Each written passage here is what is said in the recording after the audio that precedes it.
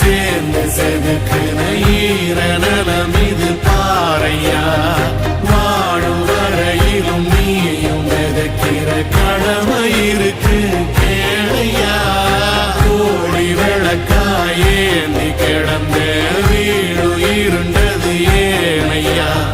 மாட விளக்கா நீயும் வரத்தா வீடு ஏங்கி இருக்குதையா. எத்தனை சாமி வந்ததையா, இது எந்தெந்த சாமி தந்ததையா. எத்தனை வாட்ட சொன்னதையா, அத சுத்துற பூமி கண்டதை.